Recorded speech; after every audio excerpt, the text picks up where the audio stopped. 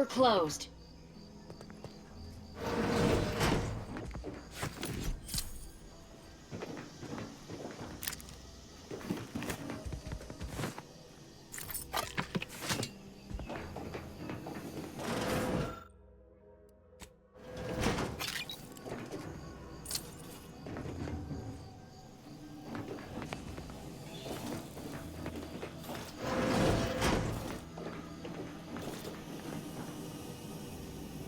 Did you not hear me? This place is closed. No learning today about how everything happens according to the obscure calculus of an indecipherable plan. Why are you asking? Who are you? The people she tried to kill. By the architect. I had no idea. I wish I could say it was unbelievable. I was afraid she was becoming a danger to herself and to others. But this is horrifying. Yeah, imagine how we feel. Why don't you tell us where she is so we can make sure she ain't being a danger to herself or others? And how are you going to do that? That ain't something you ought to be concerning yourself about. If you think I'm going to help you do what I think you're talking about, you are deluded. It is of no matter, regardless. I do not know where she is. I haven't seen her since before the corporatists invaded the island.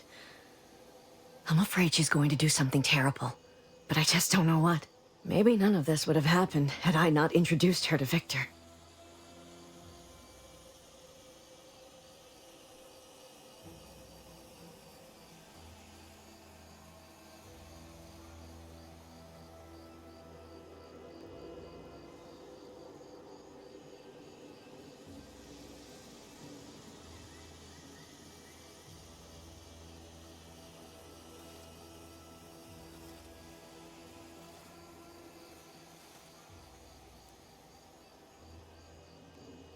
How did...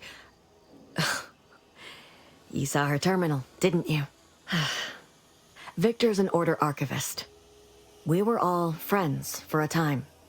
But then, shortly before the schism, they started talking to some others inside the Order. That's when things became tense.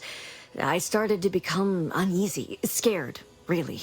She kept getting angrier with the Order the more she worked with Victor and her other contacts. On top of everything else, it became just too much for me.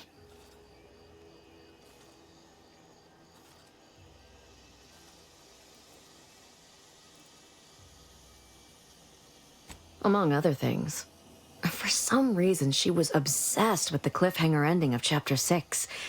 It was the one where capitalist fanatics brought complete destruction upon Arcadia. But you know how it works. It was somehow miraculously saved at the beginning of the next chapter. Didn't matter to DeVries, though. She just kept going over it and over it. Would have talked to a Crabble about it if there was no one else to listen. That and the invasion itself set her mind to dark things. I begged her not to go down that road again. She was so agitated when I first met her. Must have been 7, going on 8 years ago now. She never slept, didn't talk to anyone if she could avoid it. After we became friends, she began to change. Still bothered her from time to time, but I thought it mostly behind her. I couldn't watch her go back to how she'd been. Or worse.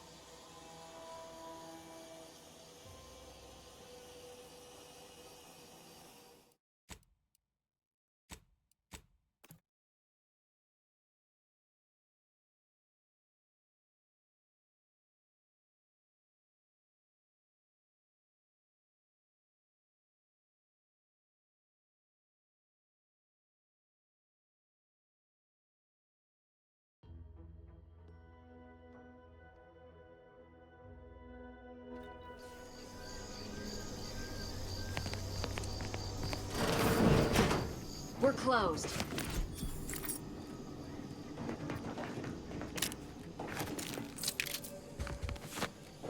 Ain't nothing there.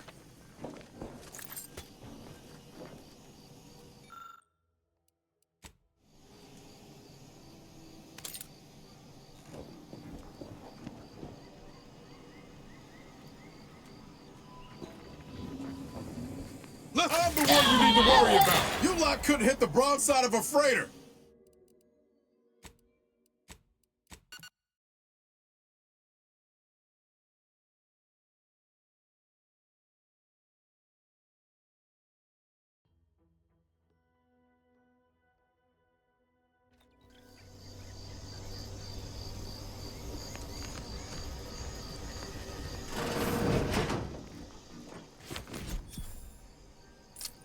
We're closed.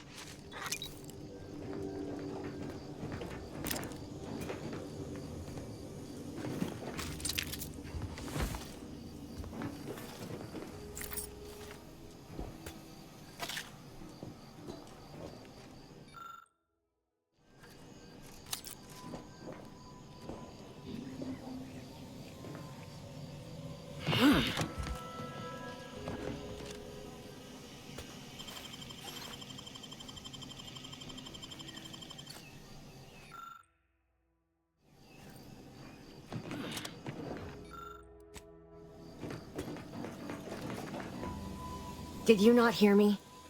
Why are you... The people. By the... Yeah. Imagine how we feel. And That ain't. if you think I'm going to help you hit it, I haven't... Maybe none of this would have... That's... She kept getting angrier with the order the more she worked with Victor and her other contact. It was a code she used for everything. I'm ashamed to admit, I did break into her safe using that code. Was hoping she'd left me something, but it was empty. She did say once it had some meaning from her previous life. Beyond that, I don't know. That is Agent DeVries's identification code, Commander. She said it had some meaning from her previous life. I'd hoped she'd left something for me, but the safe was empty. Among other things, for some reason she was obsessed with the cliffhanger ending of Chapter 6.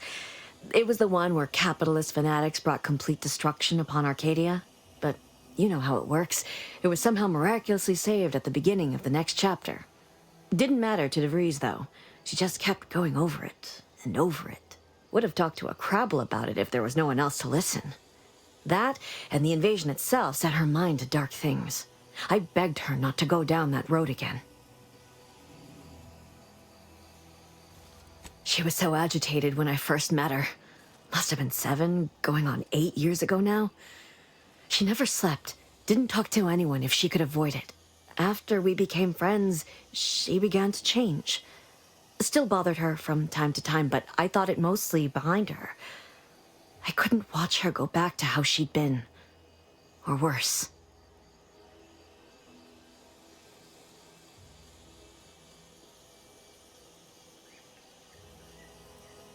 We became friends when she... Well, she saved me. I'd said something without thinking. Must have been distracted. We all know to watch every last word we say. For some reason, she interceded on my behalf with an arbiter. And she convinced him he didn't hear what he actually did. No one does that. Void, I didn't think anyone could.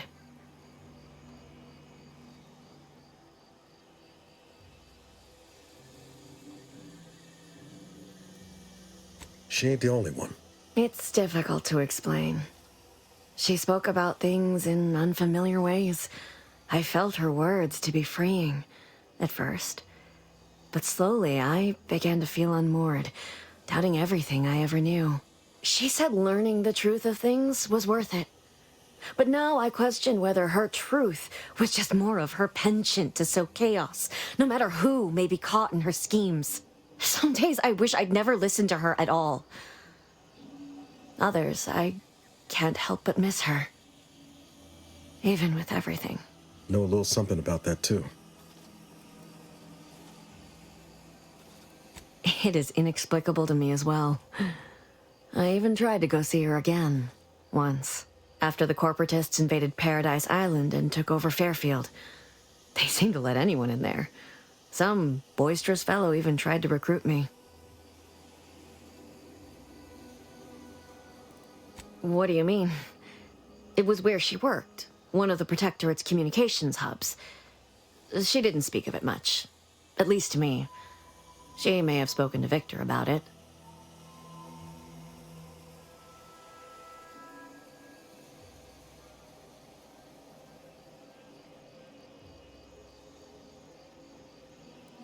No.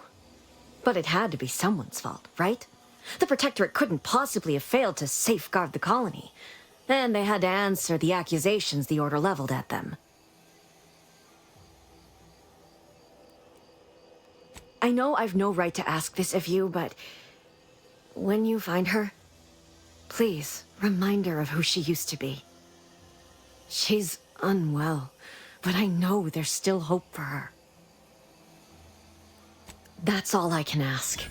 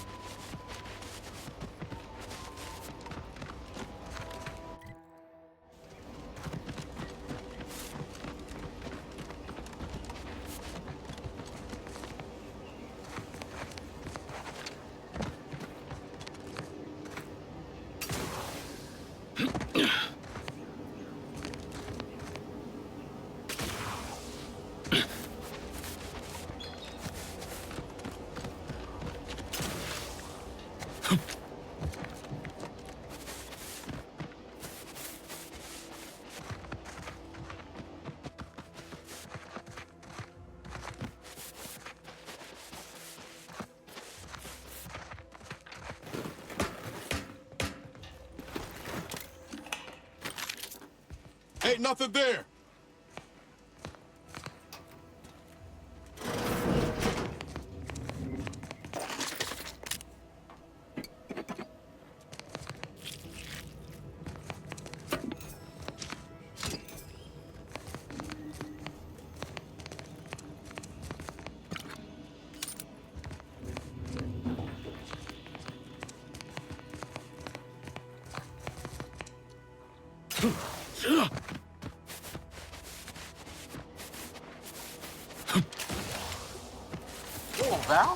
Watch where you're pointing that shooter of yours. You've been pitching a little unevenly. Since the fastball incident of 97, automechs are not permitted to participate in tossball games, leagues, or tournaments. Your aim's been off. Wouldn't want me or the good commander here catching any strays. When attempting to capture a stray animal, approach slowly and quietly. Oh, what's this? Non-protectorate personnel just sauntering up onto my porch, free as they please. Admit I'm accustomed to a higher standard of precaution. State your purpose, outsider, or exit yon way you came. Well, that all sounds rather exciting, like something out of an Aetherwave serial, which I've watched only for official research purposes, of course. Most in the Protectorate don't know what the Earth Directorate is, you know. Suspect you've received a few blank stares if you've mentioned it afore. Anyhow, you travel freely. I'll forgo appealing to your sense of duty, as those outside the Protectorate lack such motivating principles. I presume you accept payment for services? Role, I compile material providing special insight on other colonies. Items prohibited to others, news logs, serials, and the like. During recent troubles, unsavory elements removed certain items from my old office. Among them, a series which took considerable time to assemble.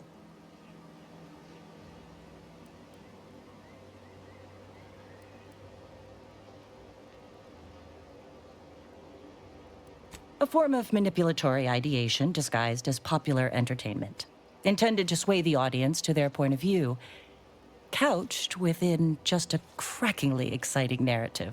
Tell me, are you familiar with Science Adventures Quarterly, featuring Commander Zane and Buddy and other sensationalistic space stories?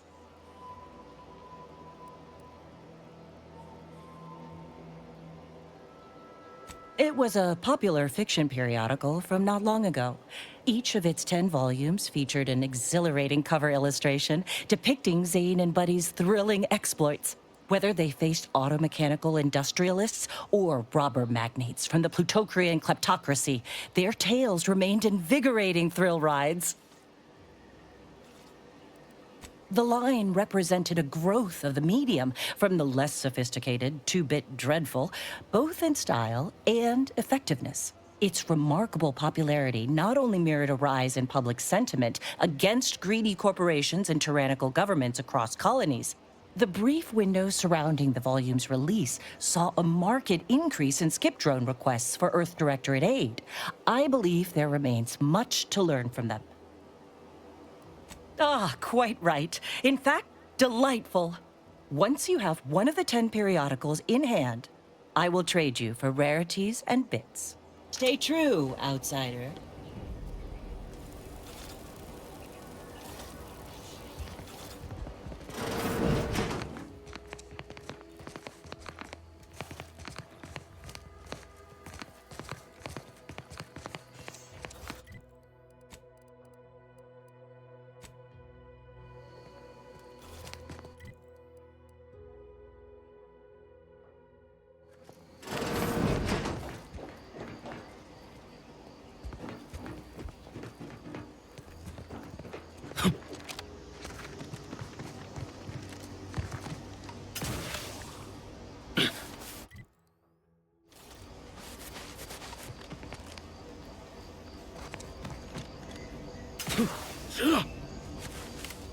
Ready to waste them. On your command.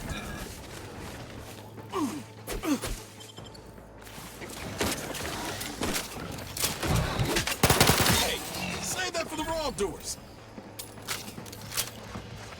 Sequencing attack strap.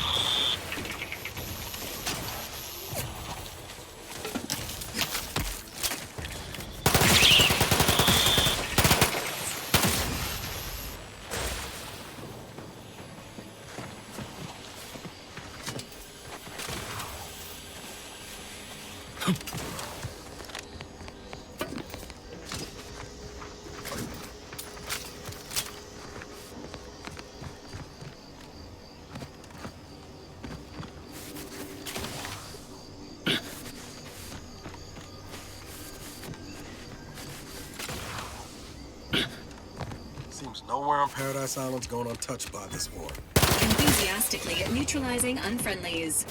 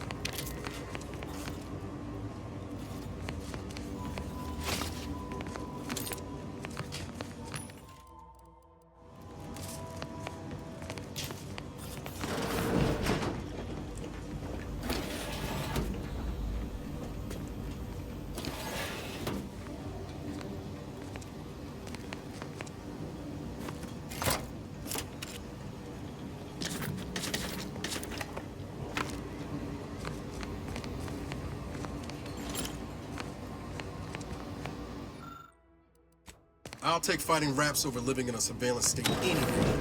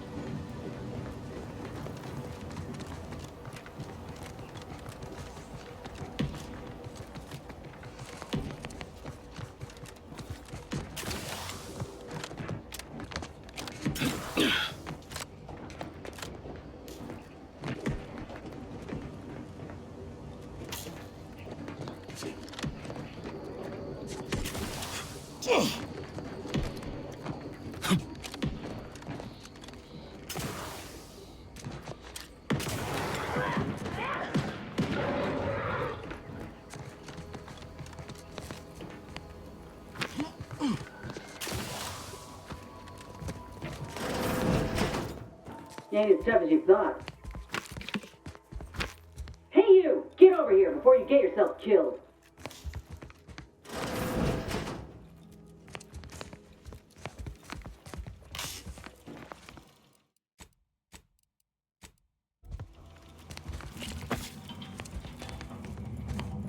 No, you ain't got what I need. And you can't come stumbling around here looking like prey. These raps ain't had a bite to eat since their pods dropped from the look of it. And a desperate rapt is a dangerous rapt. That obvious, huh? Yeah, I was hoping there'd be something worth harvesting. Something worth the trouble of killing the poor creature. But hope is the father of disappointment.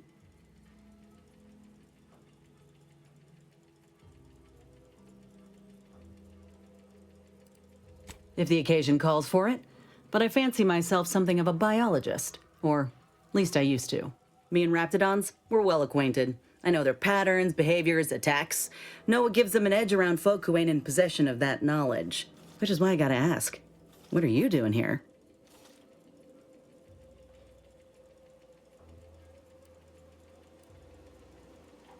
You're in the middle of a war zone, friend. Anyone who ain't asking questions is instead asking for a bullet in the back. I'm Inez Silung, Auntie's choice, former combat medic in the Enhanced Soldier Division. Now, menial troubleshooter. Minister Milver Street of Fairfield sent me here to retrieve some information.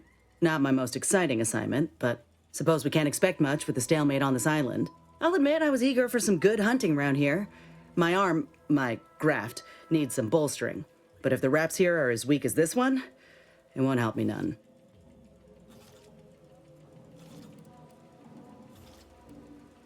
If you had, you'd know. Unless you're accustomed to seeing folk roaming around with exposed muscle fibers or stunted extra limbs on their backs. Sorry. Guess I'm just used to folks staring real hard and then steering clear. I'm considered a liability. My graph's all wrong. Most everyone else who got one passed or became permanently incapacitated. So they shuttered the program. It was a total failure. Everyone in Fairfield reckons my time will come soon, too. But I'm still mostly upright. For now. I just know I can do more for Auntie and for the war. It's just this damn contract. Unless I can amend it so I might fix my graft, proving myself ain't happening anytime soon. Weren't many of us grafted soldiers to begin with. To think I'm one of the lucky ones.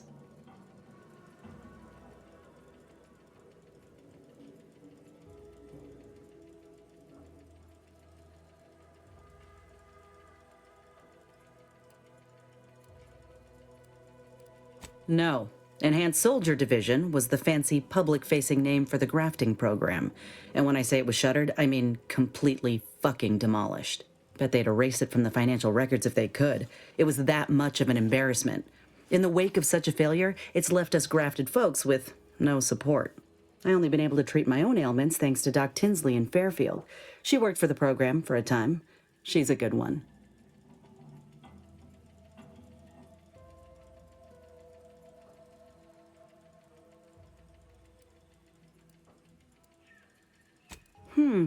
She's bound by contract to work on whatever task Fairfield's illustrious leader set her to, nothing else.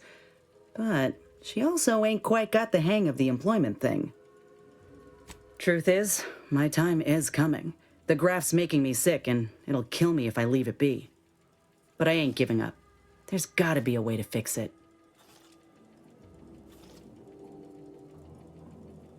You looked at the fine print of an employment contract lately? It says any action taken by a worker that could result in impeded work must be approved by the contract holder. Not only would trying to fix my graft impede my work, but it's also financially unviable, unproven, a risky investment. So I'm stuck with a limb that's slowly poisoning me. Could pursue fixing it myself were I out of my contract, but if I attempted to end it, I'd have to waive all employment rights for the next year. That's a non-starter.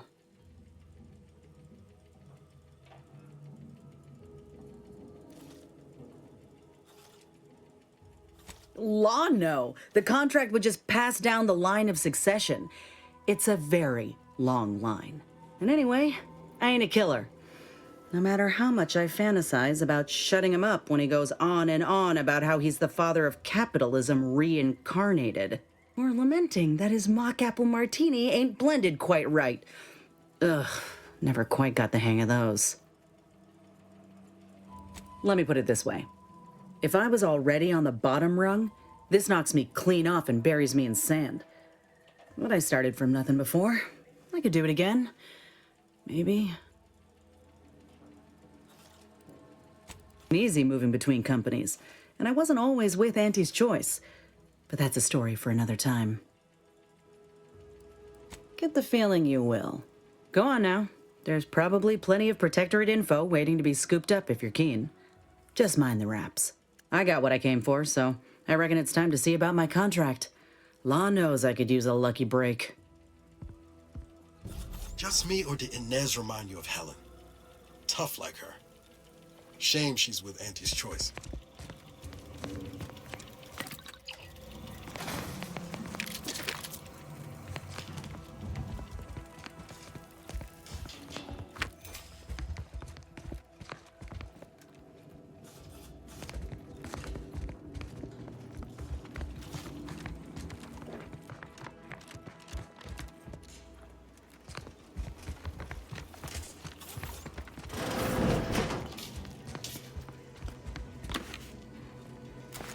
Confronting threat.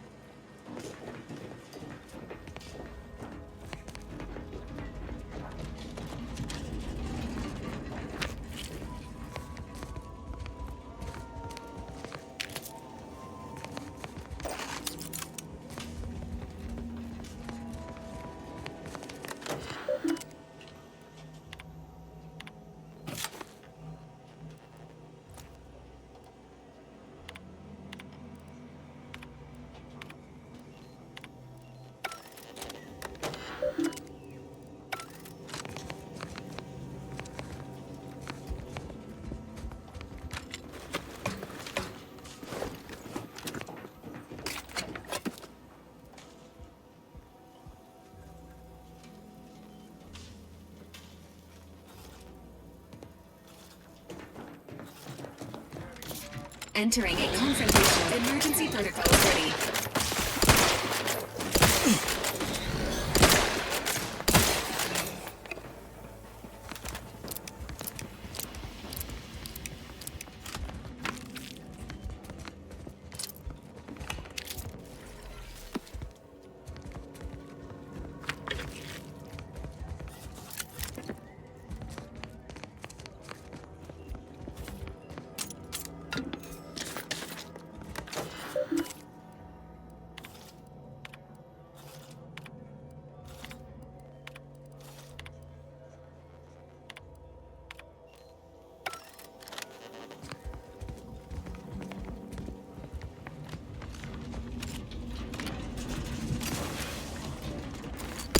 Engaging hostile life forms.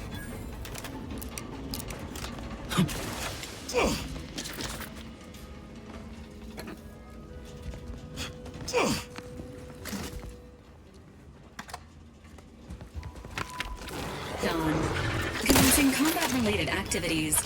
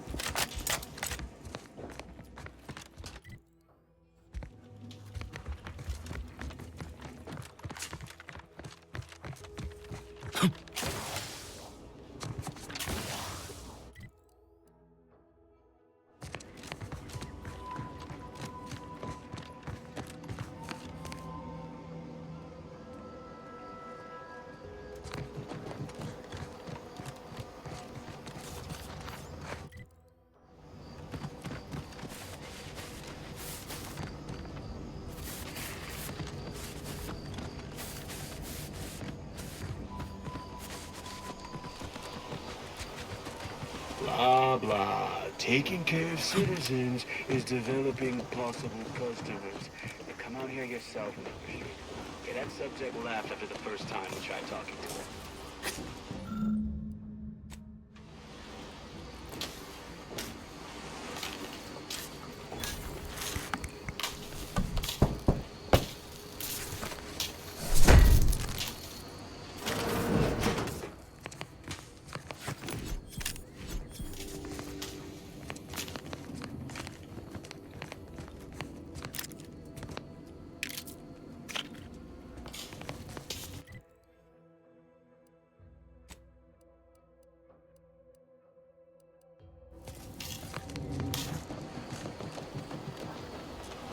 At least coming out to spot folk who ain't here no more is easy work.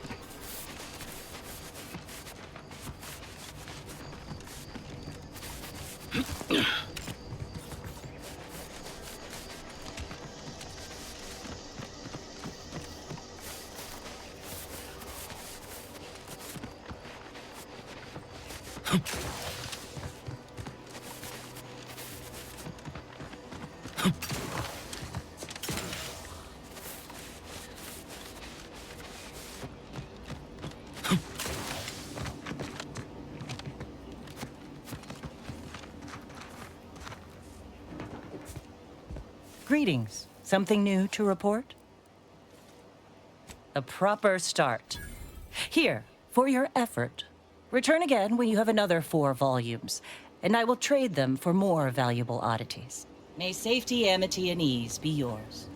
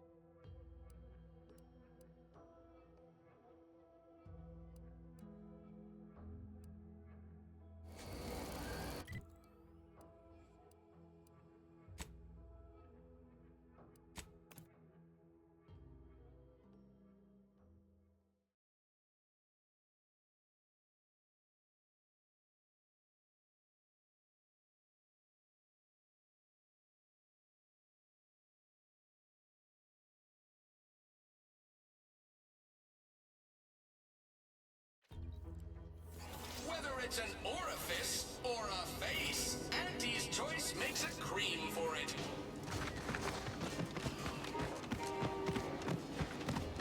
Ah, hell. I've stood this post so many times I could do it in my sleep. Mind you don't let the bosses upstairs hear you say I ain't even close to hitting rock bottom yet. Middling bottom, sure, but not rock bottom.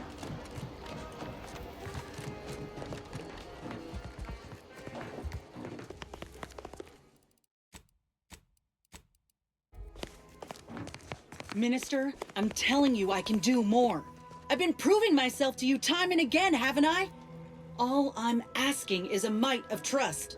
Let me fix my arm, and I'll... Calm down. You know the risks you enhanced troopers present. My utilizing you at all was a kindness on your behalf. I'll calm down when you stop bringing your little excuses. How about that? My, such aggression. We scarcely need add hostility to your list of inadequacies,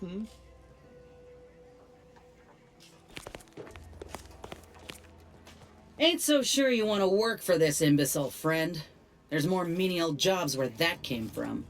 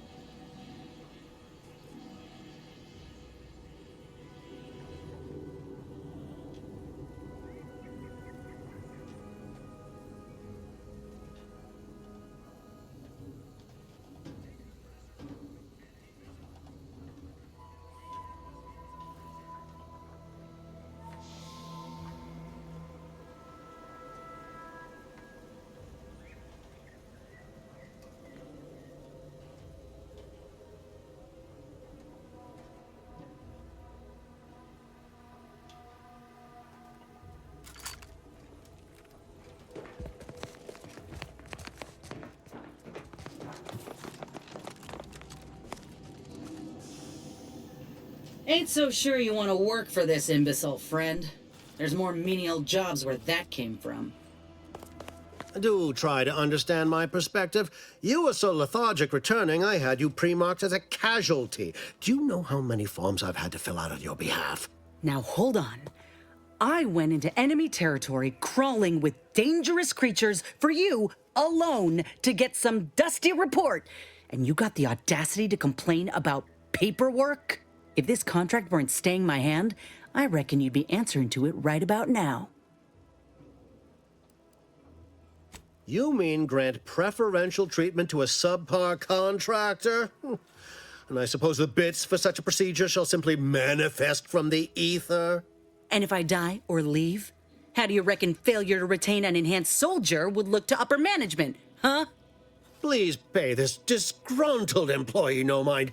What would she do without Auntie's hand to guide her if she were unemployed? I should think death a preferable alternative. That's it. I'd rather be a down-and-outer for the rest of my life than crushed under your counterfeit leather boa boot a second longer. I quit!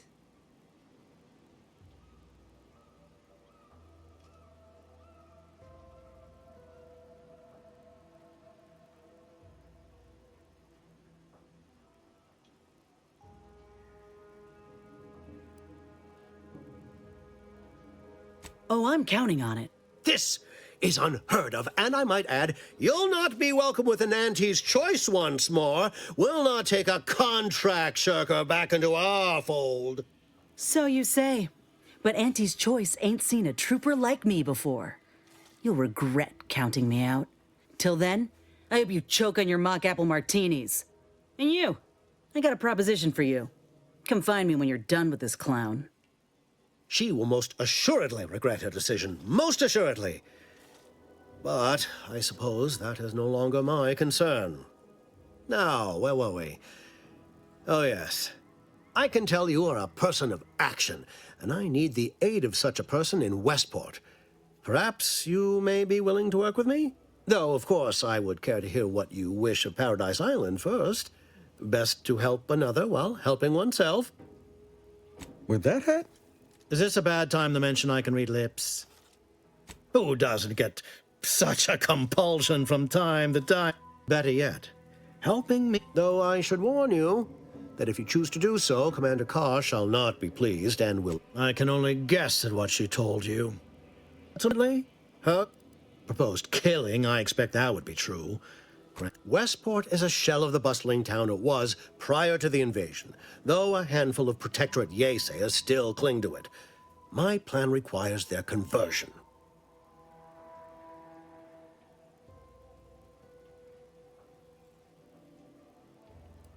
Verily, on to business. I've a kit of supplies to aid you, items to cajole or to dissuade. Sabotage the town or sway the citizenry, the choice is yours. Should pose no trouble for a go-getter like you. Westport represents a challenge. The challenge presented by the majority of the Protectorate. Fairfield citizenry were given ample incentive to fold, for they could see the freedom we offer firsthand. But the people of Westport are stubborn enough to risk death for their ideals and cannot be swayed by the lights of Fairfield.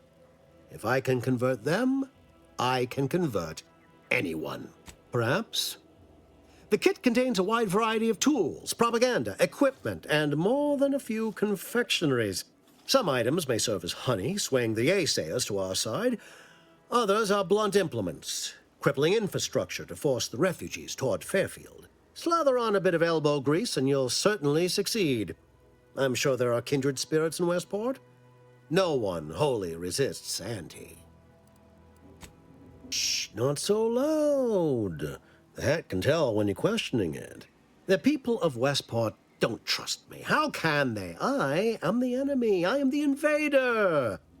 I cannot help these people achieve salvation until I know what it is they yearn for. You are a third party. You're presumably trustworthy. I need you to act on my behalf.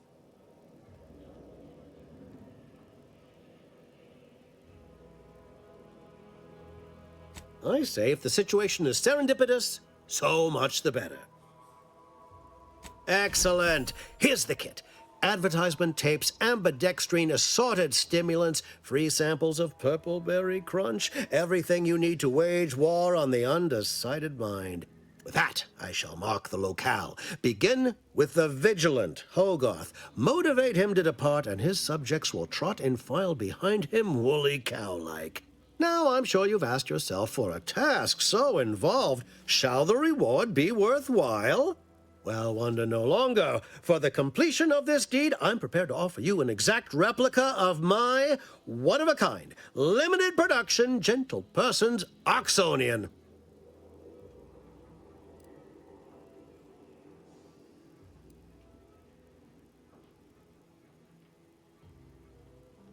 I don't think you understand. The reserve Oxonian is functionally identical to the one I wear. If anything, the replica is likely in better state.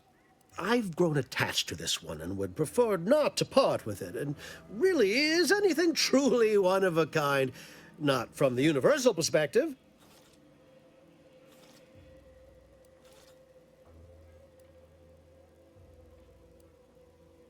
Then consider yourself officially deputized in the war to further innovation and the free market. Be forewarned. I can only guess at the needs of the denizens of Westport. You must engage with them, gauge their situation. Only then can you motivate them adequately. While I can't say for certain, I strongly suspect not. Westport no longer possesses any strategic value. The Protectorate has no reason to defend a half-sunken town. Still, I would come prepared with anything you think you might require. Paradise Island brims with danger, even if Westport itself seems safe. Do I look like Officer Carr to you? Guns.